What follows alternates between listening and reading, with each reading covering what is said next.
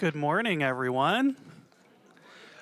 Welcome to the Center for Spiritual Living in Santa Rosa. I'm Reverend Russ Laguerre. I'm your assistant minister here at our center, and I'm thrilled to be here with you today. And can we give some more love to our fabulous band, Chris and Astra and Nick and Francisco and Brett.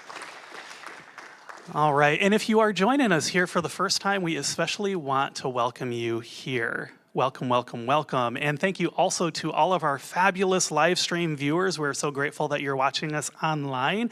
And live streamers, if you do love to watch us online, we love it when you share us with the world because that helps us to spread this message of love all over the place.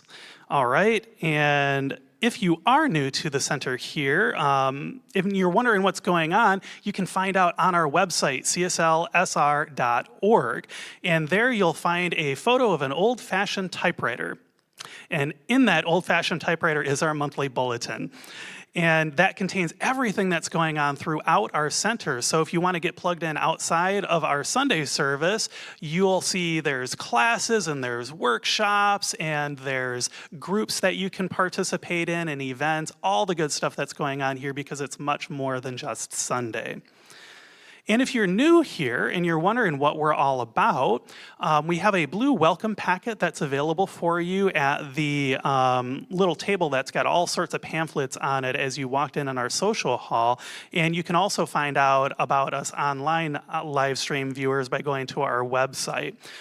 There's all sorts of good stuff in there, so I encourage you to check that out. We also have a thriving youth and family program here at the center. I can't believe that it's been almost a year now that we've had our youth and family program open, and that's available for your babies, for your toddlers, your elementary school kids, your middle school kids, your high school kids, and they can all get plugged in here, often going along with the same theme of the month as we do here in the sanctuary. And that's a really great way for them to find their own way on their spiritual journey as they grow up in this world with us.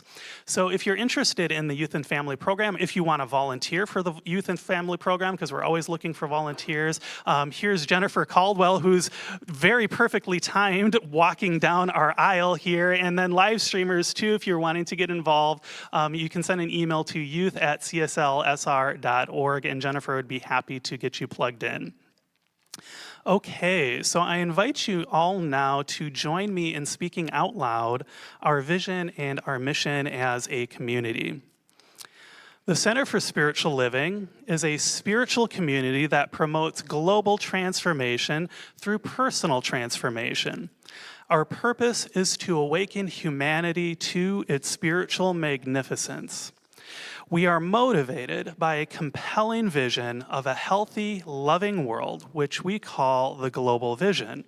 This vision inspires us to bring the gifts of compassion, integrity, and loving kindness to the world through our programs and teaching. Together, we are helping to create a world that works for everyone.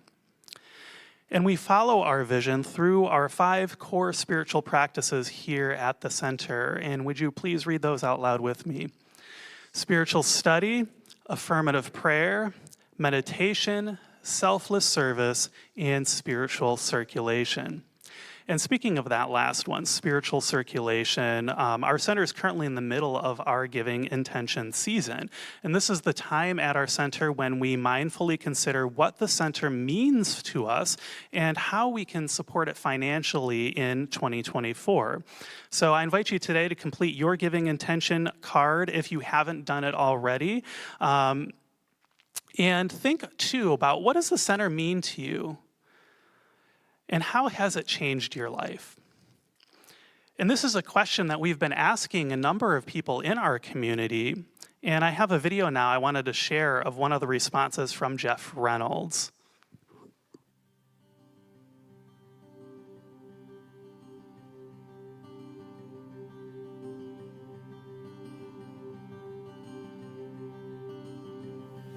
Hi, my name's Jeff. My husband Marcos and I have been part of the center since 2016. We had just recently moved from San Francisco. Life had brought lots of changes and we were very excited. And we had just gotten married after 8 years together. Then, very suddenly and unexpectedly, one day my mom died. We were very close, so it was a really rough time in my life. She was also part of a New Thought church, and our shared spiritual beliefs made me hunger for more active practice. When Marcos and I started visiting the center, the teachings, the music, and the community let me know right away that I had found a spiritual home. Soon after, I discovered the grief support group, where I received emotional and prayer support and could show compassion and support to others. I joined the Beyond Limits class, also the Man Spirit Men's group. These helped me explore how I can incorporate my spiritual practice more fully in my life. I also took advantage of the one-on-one prayer time after many services. Joining the center has deepened my connections with both my faith and my community. I continually learn to accept things just the way they are and just the way they are not. I'm more confident that Spirit guides my life lovingly throughout each day. And the fellowship and the shared beliefs remind me that I'm never alone on this journey.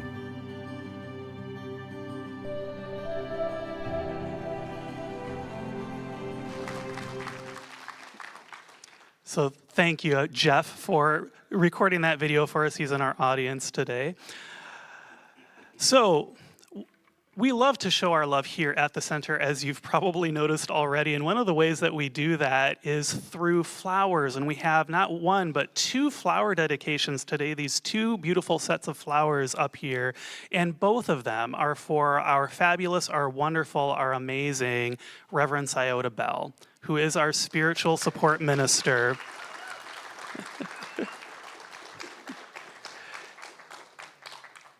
And our first dedication for her today is from all of her friends here at the center. And the message is, congratulations, Reverend Iota, on passing your ordination panels.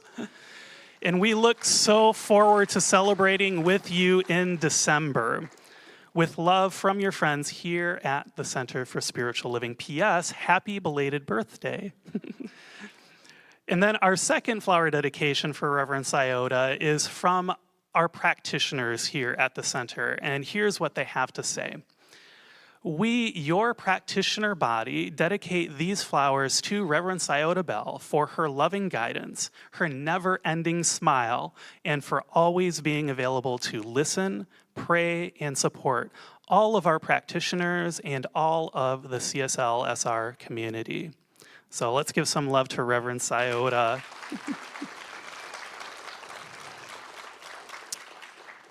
So I know that somewhere between the music, the meditation, the prayer practices, and Dr. Edwards' message today is exactly what you need to experience for the next step of your spiritual journey. Please know that you are so very welcome here. Now sit back and enjoy some music before our short time of contemplation and prayer.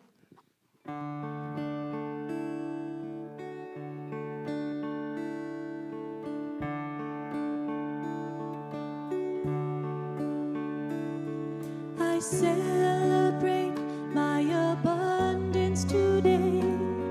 By giving this gift, I show my faith. As I open my heart, my world becomes a better place. I release all fear as I share gratefully. This love that I give always gives back to me. Knowing my oneness with everything else, I know that all that I give to myself.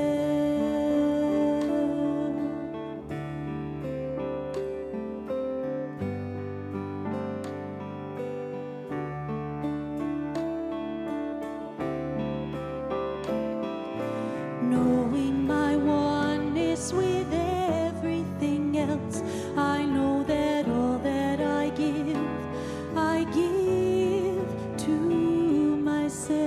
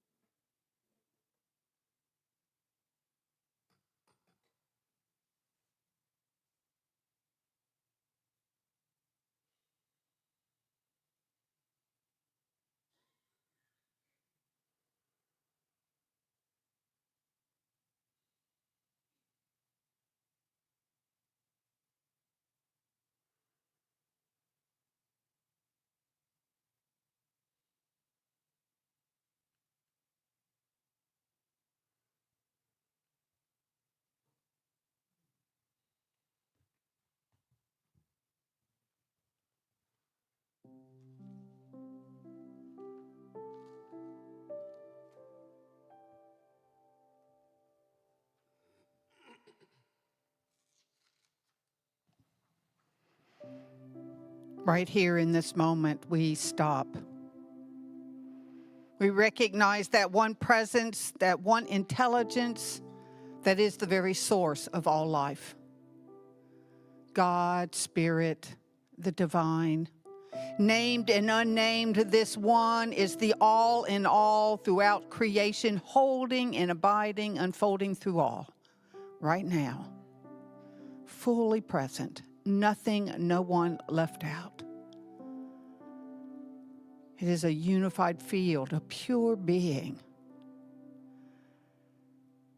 And so I take this time to recognize this as the very life of my life, in, through, and as all that I am, in and around me, in all that I am and all that I do.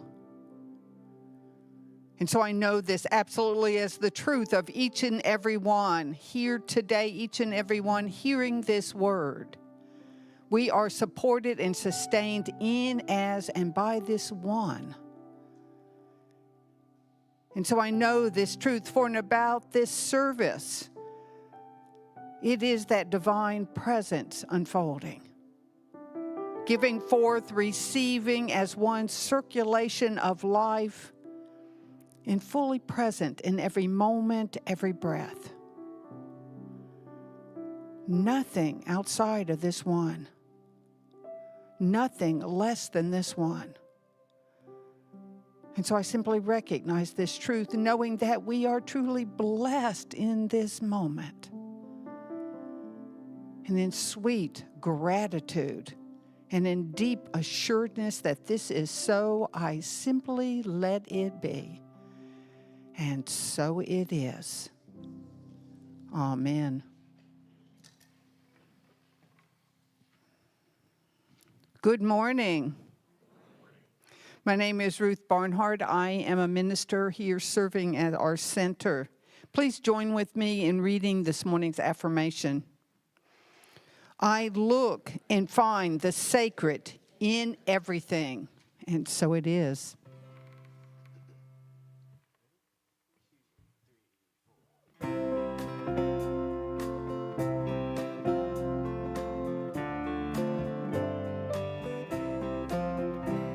Today at my school in world history, teacher popped a quiz. He said, this is easy. Just name the 7 wonders of the world for me. So this is what we wrote. The pyramids of Egypt, the Taj Mahal, the Panama Canal, China's Great Wall, world famous landmarks, we counted them all. Yes, they got every vote. Then I noticed the shy girl who sits next to me hadn't turned in her list. It was plain to see. Teacher asked her what the trouble might be, and this is what she said. There's so many answers, I don't know what to say. Teacher said, maybe we can help find a way. Just read us your list. The girl hesitated, and this is what she read.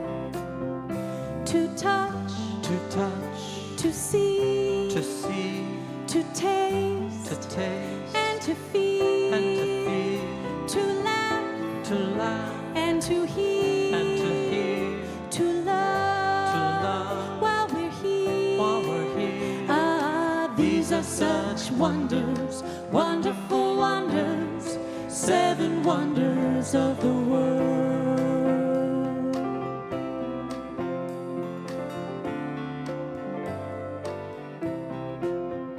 Well, you could have heard a pin drop in that room.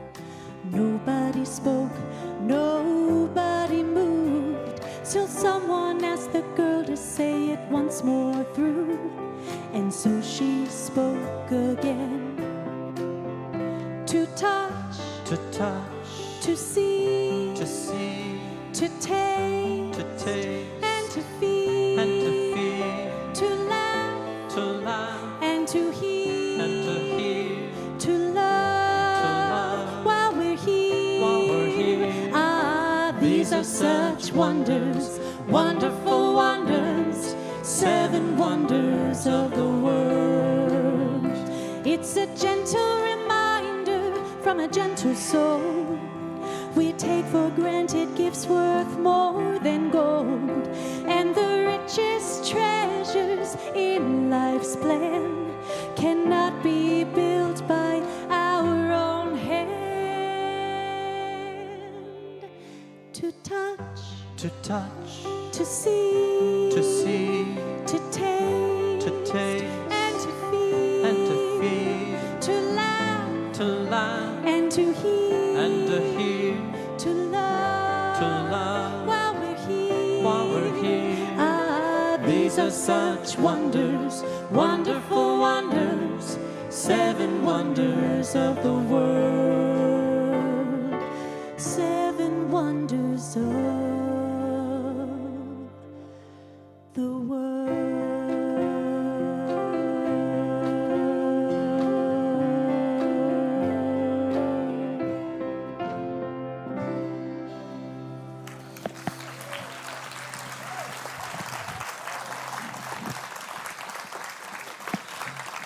Good morning. And thank you so much, Astra. And Astra has 3 generations of her family here with us in the audience today. How wonderful to have you. Thank you. Thank you, gentlemen of the band, also. That's just beautiful. Lovely to see you. It's so to be here in Santa Rosa with the Center for Spiritual Living, Beautiful People. This whole month of October, we've been exploring the spiritual significance of paradoxes. And now in November, we're changing direction. And of course, you can pick up one of these fold-outs where you can make your own notes, and it reminds you what the topics are and what the topic for today is. So the theme for November is looking at how we, as human beings, tend to put life into different boxes, into categories. For example, there is the category of the ordinary stuff, the necessary, the mundane stuff, you know, doing the dishes, brushing your teeth, doing the laundry. Then there's this other category, the spiritual stuff, that we come probably here to do or have an altar at home for, you know, the sacred stuff we read about, the 5 practices, the meditating, the affirmative prayer, the acts of selfless service, all of that. And then the third category is, well, everything else that doesn't fit. It's the not so spiritual stuff. Call it the secular stuff or the profane. I love that word. You know, that includes typically like voting and maybe socializing and all the stuff that doesn't fit into spiritual or mundane. So at the end of the month, hopefully we will have an aha realization that, oh my, all of these things are really aspects of each other. They're connected, and maybe we'll even realize that there are no separate boxes, that there's just one box called life, and that holds everything. And so we're going to be diving into that box today to look at it together. So let's start with taking a look at how our brains work. Because your brain, probably like mine, knows how to categorize and to judge and to assess and to compare, which is a very good thing. It's an important function of being in the world. And here's where it can get me into trouble.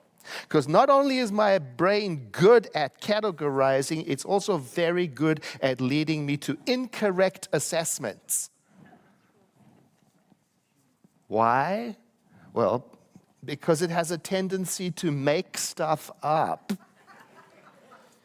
and add meaning when there isn't any meaning there. And when it does that, it cuts me off from what might actually be happening. And then I get to live inside of my opinion, not really experiencing life as it is or is not. I'm currently teaching a class, we're halfway through, it's called Self-Mastery. It's based on the 4 agreements of Don Miguel Ruiz. And we used to do an exercise in it, but you know when you repeat an exercise, people start to know what it is. So we haven't done it in a while, but this is what would happen. We would be teaching the class on making assumptions. And during the class, I'd just be doing the lecture part. And the class assistants who had been prepared in advance would come walking into the class down the center aisle, ceremoniously with a candle, not saying a word, and they'd walk right to the front where a little altar had been placed, and they would place the candle down and then turn around and walk out one at a time. And we would make no reference to it, not explain it at all, and just observe. And you could see all the different reactions as some students were like, trying to redirect their attention to the class, and other people getting visibly agitated, and some people starting to get anxious. And I remember one class, finally a student stood up and said, "What is going on?" And it helped us pause to say, well, what is going on, so that we could sample the different assumptions that were being made. One person said, "You designed this to distract us." One person said, "Something very important must have happened in the world and I didn't pay attention."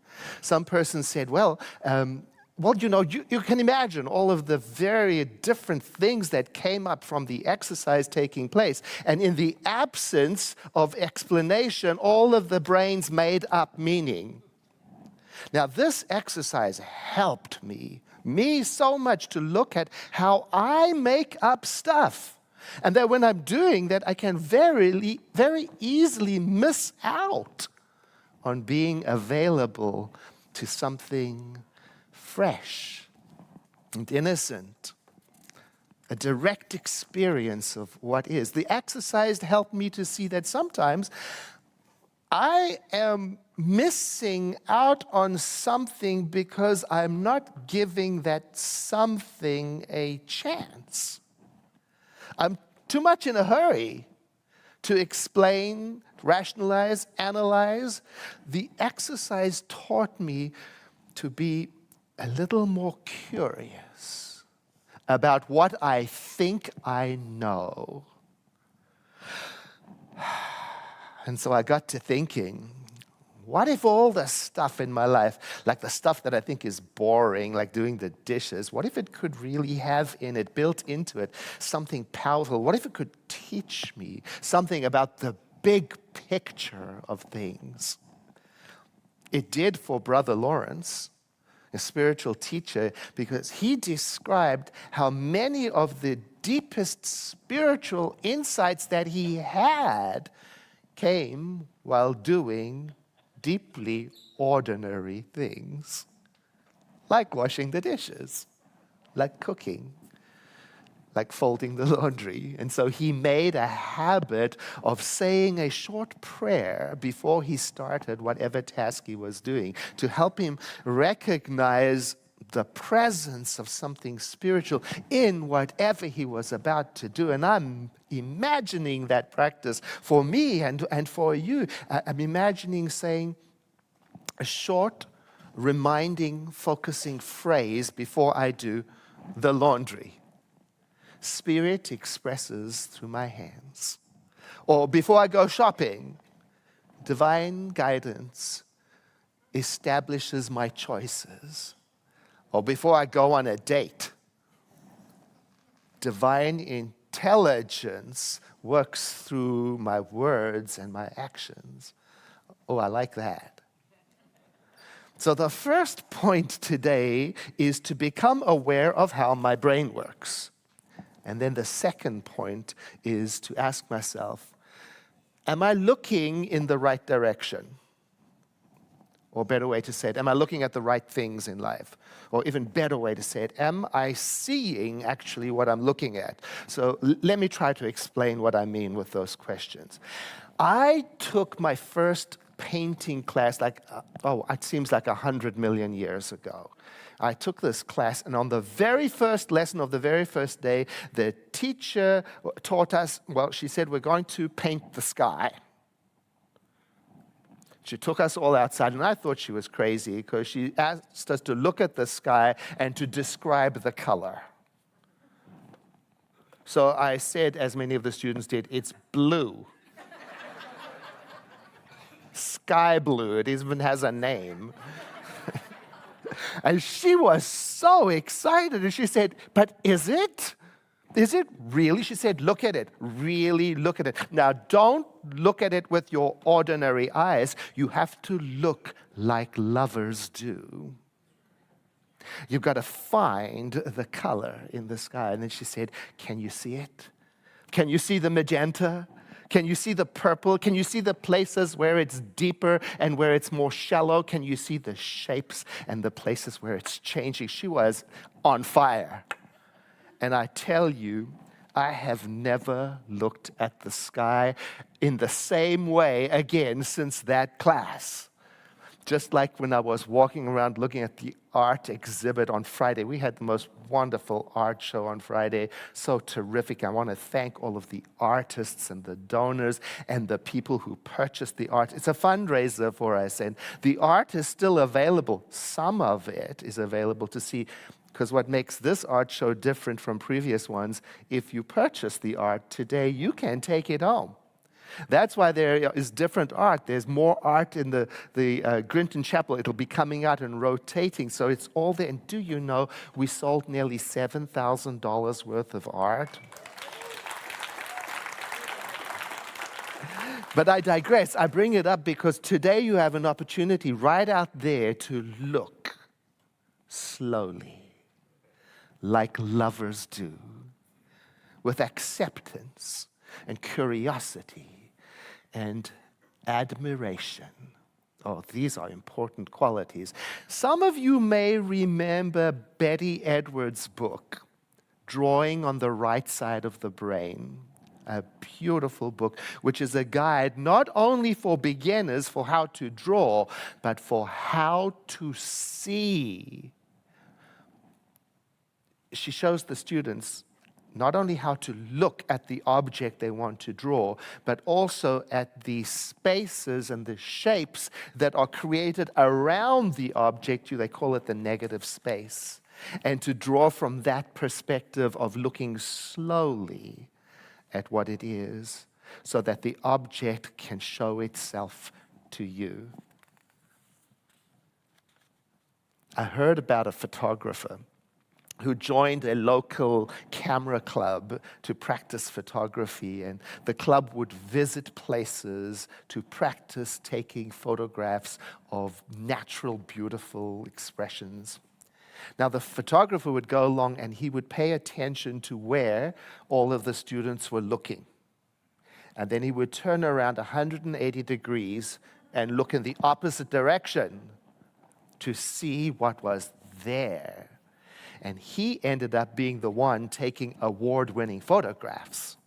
Because while everyone was looking at the obvious, he was finding beauty in the ordinary, unattended places. I love that story because it reminds me how much I love, my partner calls it walking the planet. When I visit other cities, because I'm fine not going to the big tourist attractions. I like walking through the neighborhoods. I like even walking through industrial areas. I like going off the beaten track. I want to see where the crowd isn't going. Now, when I was 21, I went to Paris for the first time to visit it. And I got a map, because in those days we didn't have phones. We still had to think for ourselves. Do you remember that? Vaguely. I could look it up on my phone.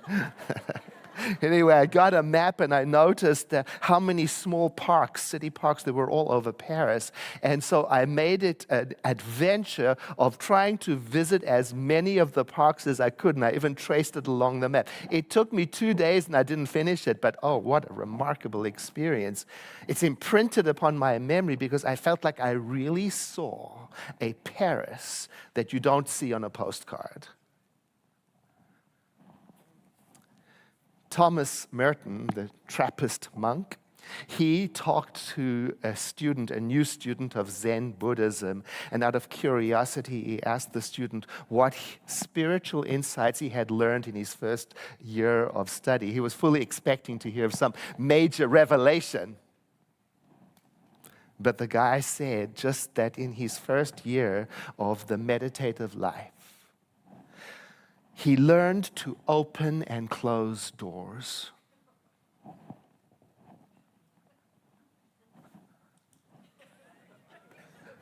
He learned the quiet discipline of not acting impulsively.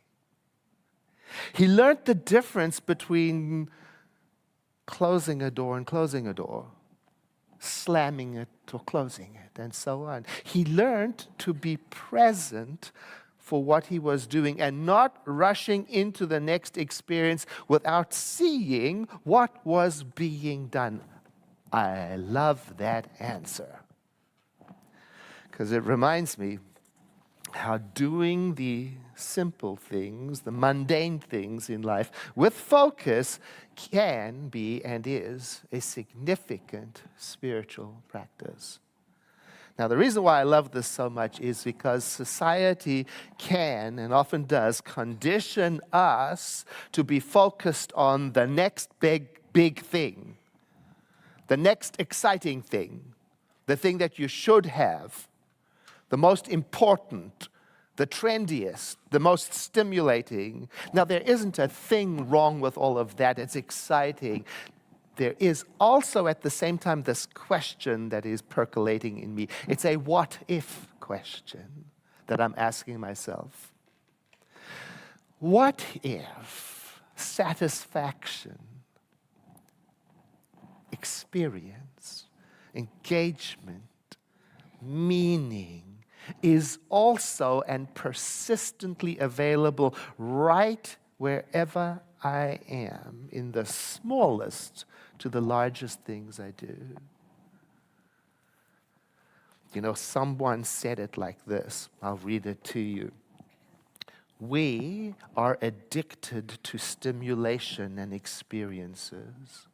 Now, we may spend 10 minutes a day in spiritual meditation, perhaps with a restless mind, and then head out to a busy, restless day, and then finally we'll fall asleep for a restless sleep. Because our thoughts may be in the past or the future, but not here. Oh, wow.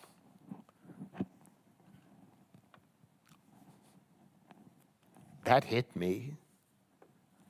So I'm thinking, maybe I can be a little more like that student photographer and practice turning in the opposite direction of social conditioning.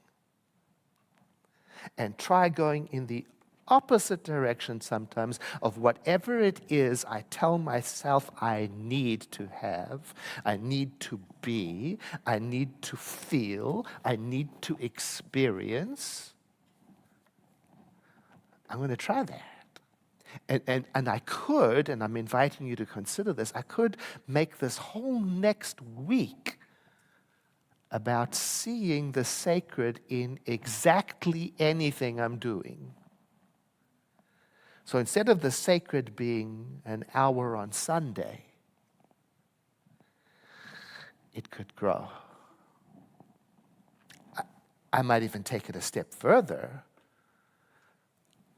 Maybe I could stop waiting for something exciting, perfect, something satisfying, something brilliant, something meaningful, something nice, something validating, something interesting, something meaningful to happen.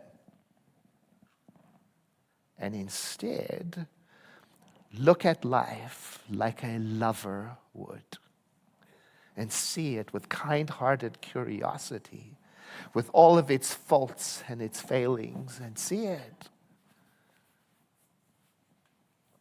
So the first point today is have a look at how the brain works. And the second point is pay attention to where I'm looking. And then the third point is this. Because life continues anyway, so engage. There is a well-known Zen Buddhism saying about enlightenment. You probably know it. It comes in the form of a question. The question is, what comes after enlightenment? And here's the answer. Before enlightenment, say it with me, chop wood, carry water. After enlightenment, say it with me, chop wood, carry water. It's a reminder that we, humans, get to deal with life on the mundane level, no matter how spiritual we are. We still have to do the things that are part of the ordinary, regular, normal, sometimes so-called boring life stuff. We still have to relate to each other. We still have to learn to communicate better. We still have to take care of each other. We still have to put up with each other. We still get to bump into each other. And no religion and no spiritual practice smooths out and takes away the mundane. Ha! We still have to learn how to hear each other. We still have to learn how to talk about difficult and irreconcilable issues, like about what's going on in Palestine and Israel. Did you know that the Interfaith Council of Sonoma County they're hosting an online discussion tomorrow? That's Monday, November the 6th, noon to 1:30 p.m. And there will be information on our website today. And they're holding it with the intention to engage with these questions. I'll read from their website. How do we, as an interfaith community, grapple with this situation? How do we deal with the blame game? How do we stay focused on human rights? How do we deal with the anguish and despair over the horror of mass violence? How do we hold space for concerned people who hold diverse and even mutually antagonistic views so that they can be expressed? You see, we still get to deal with that. That's tomorrow, 11/6, Monday, November 6th, noon to 1:30 p.m. So what I'm saying today is this: can I let this month, and it's an invitation for you too, can I let it be about seeing all aspects of life, all the things I get to do, the big, the small, the painful, the difficult, the challenging? Can I let it all fall into the box that's called valid? Call it important, and approach the practice of being with what's in that box with as much kind-hearted curiosity as I can. Now, here's a worthy challenge for the week.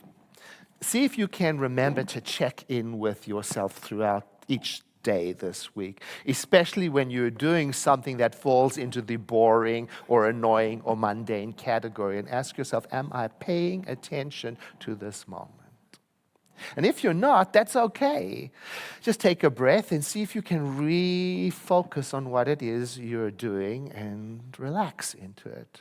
And then see if you can be curious and ask yourself the question, what if, hypothetically speaking, this is the most important thing I could be doing right now, not just for me, but for my loved ones? Or for someone I don't even know who may need to see this being done in a certain way. Or for someone who will be impacted by it generations to come. Or for the planet. Oh, I'm going to try that. Or you know what you could do also? Try setting an alarm on your smartphone. And then when it goes off, pause and ask yourself, am I really here?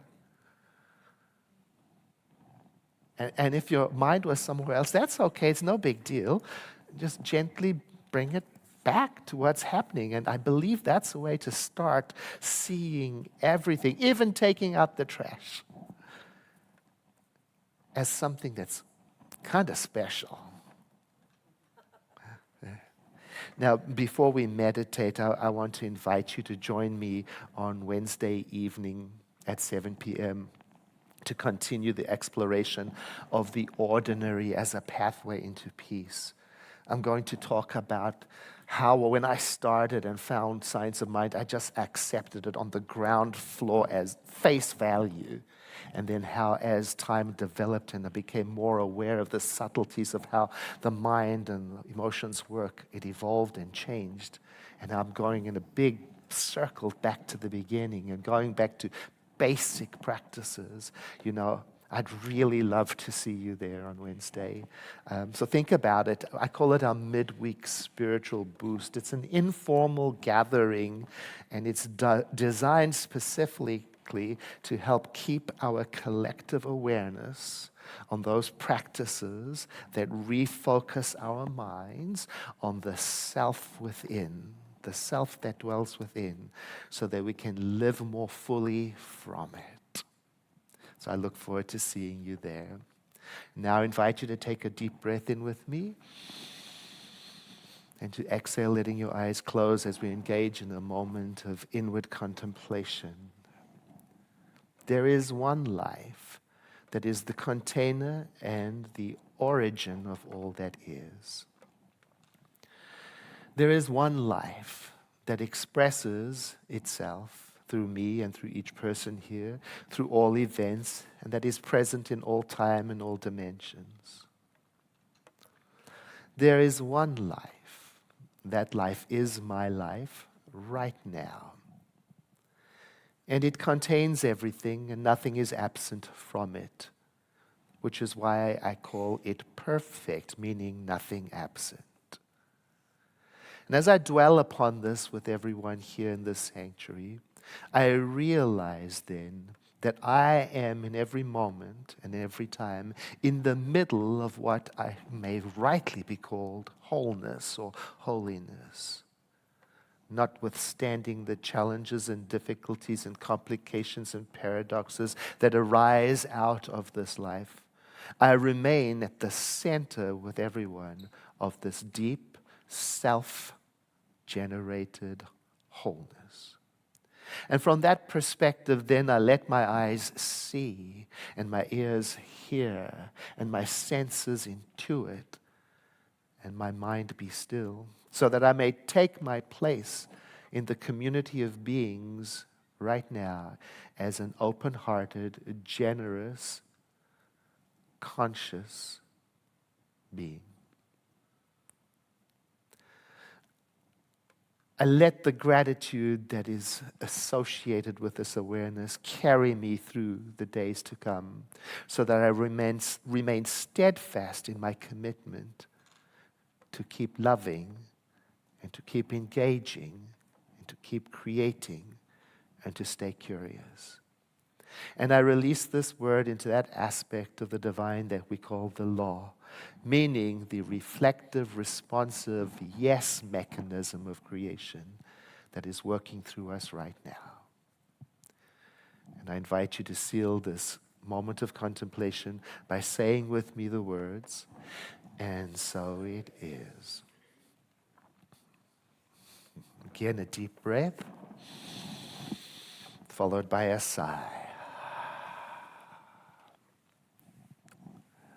I want to say thank you to Reverend Ruth for the beautiful opening prayer, and to Reverend Russ for a wonderful message last week. Was it last week?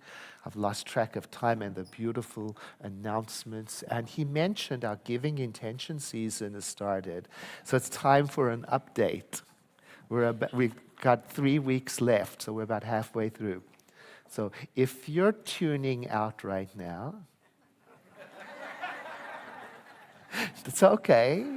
Just recruit your awareness and bring it in to the mundane, fundraising, and imagine with me that there's something in it for you, for the world. Because we're about halfway through the program, and we have received 227 pledge forms, which represents exactly half. So we're halfway, and we've got half of the forms. We have a goal of receiving pledges of $795,000. Don't you know we're exactly halfway? So that is both wonderful and exciting. And could I please ask you, if you are one of those other half, would you, and if you're online especially, because I know did you know that I haven't filled in my form yet? I'm too busy encouraging other people. That's my excuse. But I'm going to talk to Linda right today and get that done. I called my partner in Los Angeles and said, "You got to put one in now." He did.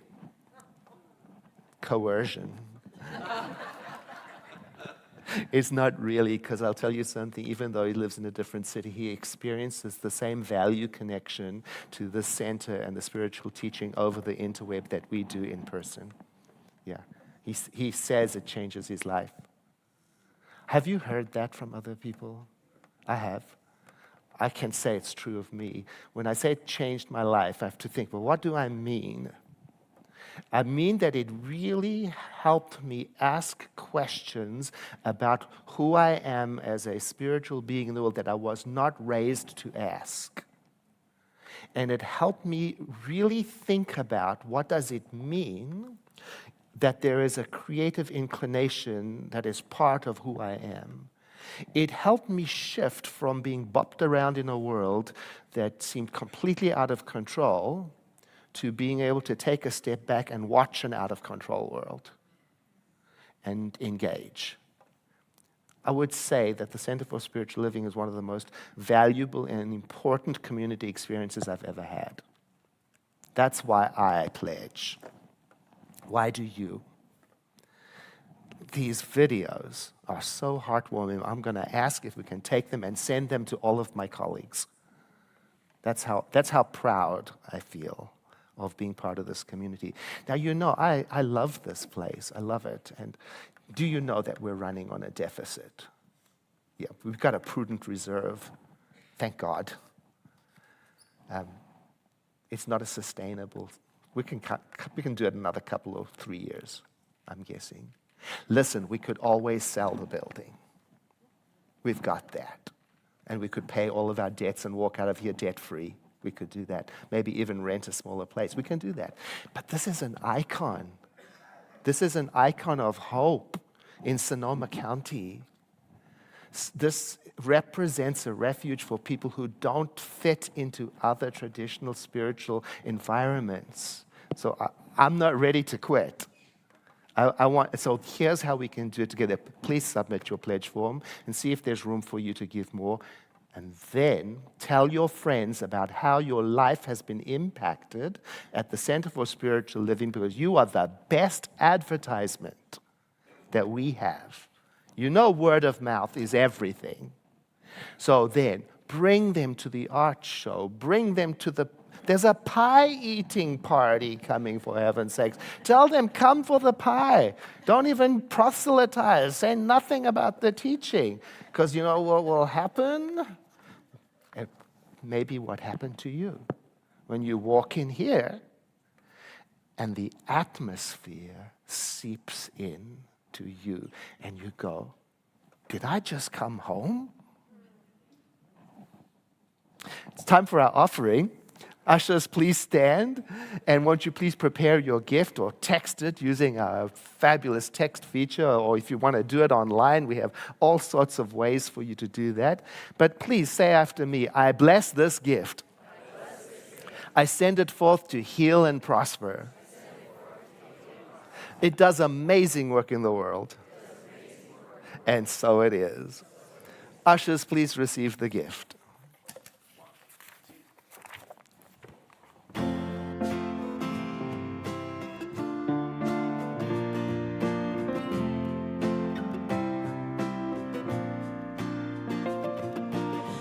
Together, hand in hand, we see the light, we take a stand, and we are changing. Whole new life for you and me. Take your past and set it free, and share this blessing. Love be with you. Love be with you. Peace enfold you. Peace enfold you. Spirit lift you. Spirit lift you. Breathe it in. Breathe it in. Truth come through you. Truth come through you. Make good flow to you. Make good flow to you. Let joy renew you. Joy renew till you. we meet again. Love be with you. Love be with you. Love be with you. Love be with you. Love be with you.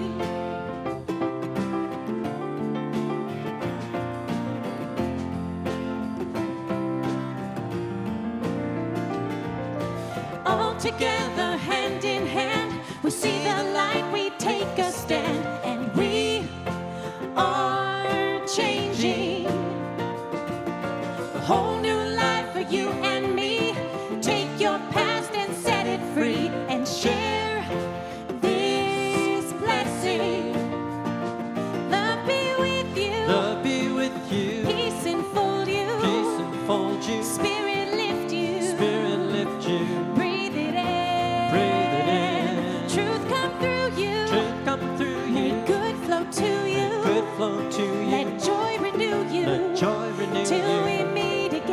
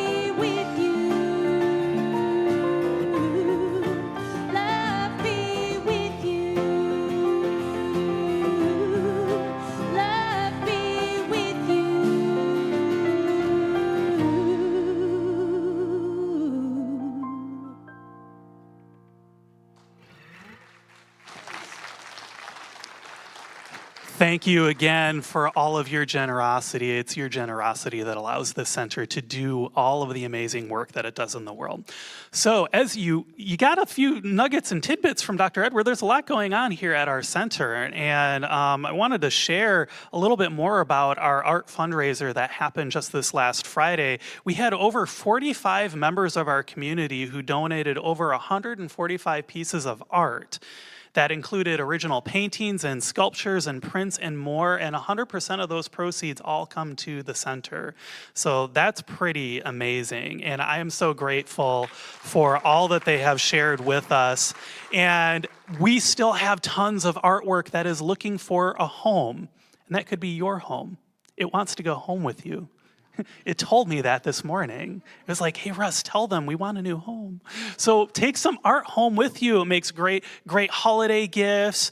Find a spot on your wall for some paintings and some beauty. And then you can enjoy some more of the, sacred in what might feel like a mundane day.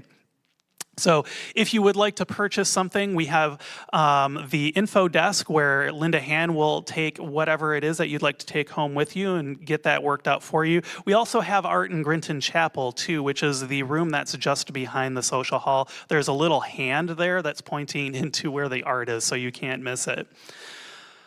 Okay, and we've got another event here today too. And it's a movie called The Politics of Beauty that is happening at 1:30 p.m. right here in the sanctuary. And we're going to be doing a special screening of this documentary that is celebrating the legacy of former Interior Secretary Stuart L. Udall, considered one of the most effective environmentalists in American history. And we will also have a short Q&A after with the documentary's director, John DeGraff. So you can get a ticket for that. It's on a love offering basis at our info desk. If you would like to view that. Live streamers, if you're in the area, you can also drive here afterwards. You still have plenty of time. And we would love to see you here for that screening. And as you probably heard, we love throwing parties here. And what I know is that pie eating is a spiritual practice. Isn't it a profound sense of enlightenment that you get when you have the perfect apple pie? Well, we're going to do that in a couple of weeks here in the center on Sunday, November 19th from 10 to 11 a.m., right between our two services. And if you would like to make pies to share that beautiful spiritual experience with us, you can sign up on our website and let us know what you're going to bring so we can make sure that we've got space for you. But bring yourself, bring your friends, bring your family. It's going to be a lovely pie eating time, and I'm sure we'll all be enlightened afterwards. Also, as Dr. Edward mentioned, he'll be leading our Wednesday evening service this week. We'll also have tea and cookies and freshly baked bread. I'll be doing a guitar meditation. Bring your friends. And then next Wednesday evening, on November 15th, we have a very special Wednesday planned for you. Starting at 6 p.m., we invite you, our community, to bring your favorite potluck dish to share for our November gratitude potluck. And from 6 until 7, we'll all be sharing in deliciousness together. Maybe we'll continue that pie eating spiritual practice. And then at 7, we will have our regular Wednesday evening service continuing our conversation about the mundane, the sacred, and the profane. Oh my. Also, you still have time to sign up for Practitioner Lawrence Edwards' upcoming class, The Power of Your Word. And I remember this class pretty vividly because it was one of the first times where I had an opportunity to not just learn our Science of Mind teaching, but also to teach it to others. And what really struck me about this class is this class, all of the students by the end of it had such a deep and profound understanding of how to do that spiritual practice of affirmative prayer, otherwise known as spiritual mind treatment. And to see the shift in my students' eyes from the beginning to the end was pretty miraculous. So you can still sign up for that class. Lawrence is a fabulous teacher, and you're going to have a lot of fun in this class too. So it starts this Tuesday, November 7th at 6:30 p.m. So please make sure that you sign up today. And you can do that on our website. There's a photo there of 2 birds. So click the birds because we like to put a bird on it, as they say in Portland. Anybody get that? No, okay. Okay, good. Yes, Gary got it. Thank you. Portlandia reference. Okay, so I'd like to invite up now our board member and practitioner, Adrienne Bose, to tell us about our upcoming board recruitment.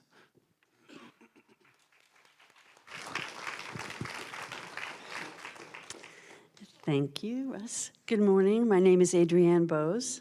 Need my glasses for a minute here. I am a prayer practitioner and a trustee, and I have been attending this center for almost 30 years. I am so passionate about our mission and global vision, which you got to even see this morning, that I could talk for hours, but I have been told I really only have 1 minute. So I'm just going to take that minute to tell you about the Board of Trustees. The board meets monthly. We're joined by our dedicated COO, Linda Hann, and often guests or staff or project leaders. We listen, we learn, we discuss, and we approve the policies and financial statements and other operational activities that support and sustain our center. For me, it is a joy to spend time with like-minded people who value kindness, compassion, integrity, and spiritual practice. I really believe it's an honor to serve with my fellow trustees. So if this role inspires you too, or things that you heard sung or spoken or talked about today inspired you like it does me, come be part of a team who works for this center for you all and to keep the doors open. I will be out front with the other trustees at the information table. We have an information packet and we have applications, and they are also available online at CSLSR.org. So I hope to see you there. Reminder, the applications are due by November 28th. Thank you.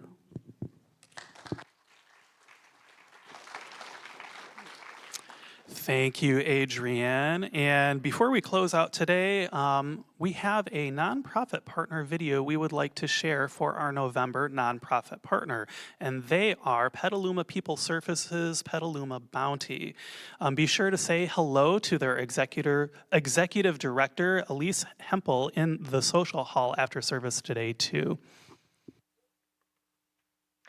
Hello, I'm Elise Hempel, Executive Director at Petaluma People Services Center, and I'm so happy to be here today to share a little bit about Petaluma People Services Center and especially our Bounty Farm. But I would be remiss if I didn't start with a big thank you, and I want to thank the members of the Center for Spiritual Living Santa Rosa for selecting PPSC and our Bounty Farm as one of your 2023 nonprofit partners. At PPSC, we have a mission to provide programs that are dedicated to improving the social and economic health of our community by providing programs that strengthen the dignity and self-sufficiency of the individual. We have a whole suite of programs, 90 of them. So sit back, relax, and I'm going to go through all of them. No, I'm just joking, but I want to encourage you all to visit our website so that you understand and know about our programs. We have senior services, we have housing programs, we do counseling, we have youth programs, we have economic sustainability, but I want to fast forward to our Bounty Farm. Our Bounty Farm is a beautiful 3-acre farm right in the middle of downtown Petaluma. We have a whole core group of programs that happen there, but I want to highlight some of our greatest successes this last year. We've relaunched our Bounty Hunters program, which is a gleaning program where we've collected and distributed over 630,000 pounds of fresh, locally grown fruits and vegetables to Petaluma children, families, and seniors. We have created 7 community gardens. We have valuable partnerships that we continue to grow and establish with the health centers and the hospital that provide care to our community.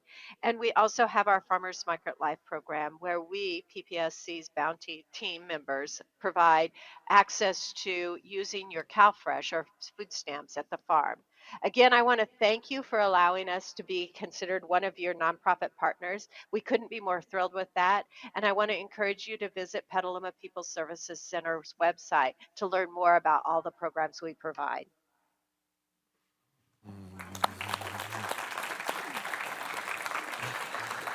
And now it is time to close our service, so I invite you to stand as you are able and to say after me, something wonderful is happening through me right now.